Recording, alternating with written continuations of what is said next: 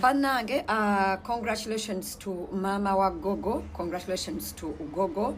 Gogo, you made a very, very beautiful young bride. Mukama abateremu obwangu muzale abalongo n'abalongo n'abalongo. Mama Gogo tukuyozayoza. Webale kukuza na kufumbiza mwana munange si byangu.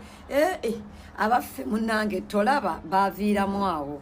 Era twafuuka bakyabula kutakomba wadde akitta.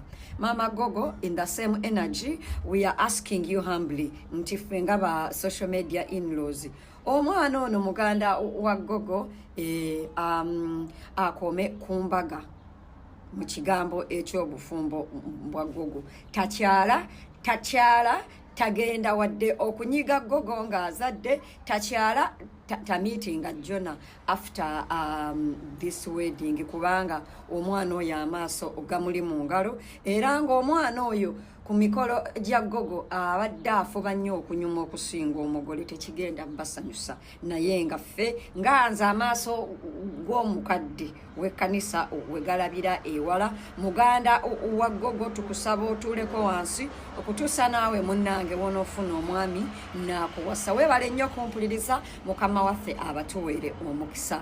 Once again, congratulations to the young and beautiful couple. Gogo, may God bless your marriage and make it fruitful as you know, as could be. Abagen Gloria tambula manga nze gesitatambuddemu alinye ennyonyi ze zesitalinye zonna agagawale asule mu nnyumba nze zesitasuzeemu afune ebintu ebirungi nze gesitafunye gwe mukisa gwe musabira ku lw'obuyinza bwa Yesu Kristo mukama waffe tusabye.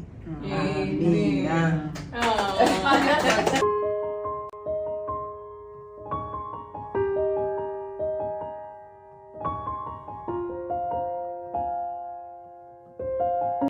Like to, I don't know, my fellow gender and people are in tears. Naevambi, you have kept your promise. I love you, I respect you. I promise to be a submissive woman, a loving and respectful woman. I promise to build you. Abagana okufuna semiti ne block okuzimba abasajja nze mumumpi. Because that's what the Bible tells you, right? Anyway, he's already a workaholic. He's very passionate. He's very regardless. At least I'm breaking it down. Until the end. I love it about you, babe. I love it about you, and I thank God that He has given you your heart desires. I know you have felt like sometimes God doesn't give you the things that you ask for, but look at you now. Look at you now. You're a whole husband. You have done babe, you have trended from the beginning of the year until now, right? Babe,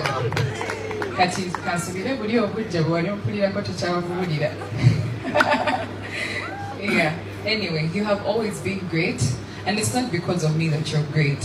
God, I know already great.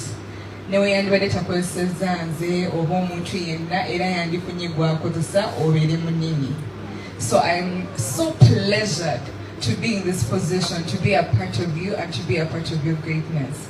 And you're going to be greater and greater and greater and greater. And babe, I love that you have a very rich heart. You're very humble. You're very kind. You're very patient. You're very selfless. You're very hardworking. You're very full package. Full package indeed. Kama yampa for real. Yampa chapa manya gangi. I'm telling you, era saga mwana nnyo kubanga. Abantu nga baagala married men, you know. Nsaga. Anyway, ebisinga sijja bibagamba kubanga njagala biri wange nzekka. Nze binnalaba sagala mubirabe.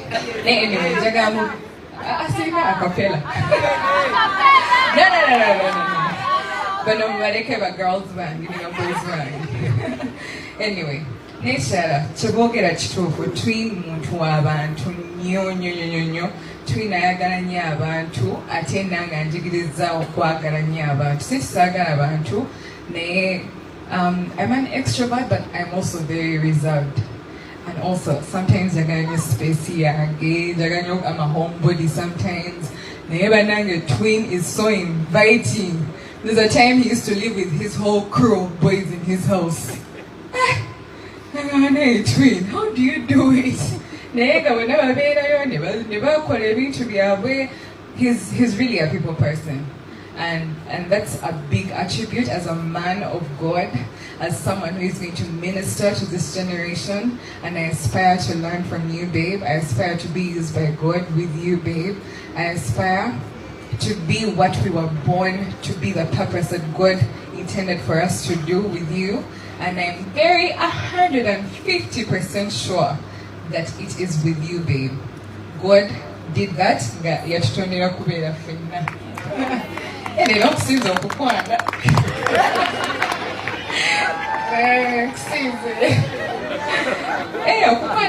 Não possível. Anyway, twin kamuleke. Abanda bagamba da mweyalira mwebika mukimanyi nti mwagala nnyo. Mami akimanyi nti omwana we mwagala nnyo. Daddy akimanyi nti omwana we mwagala nnyo. Mami wange.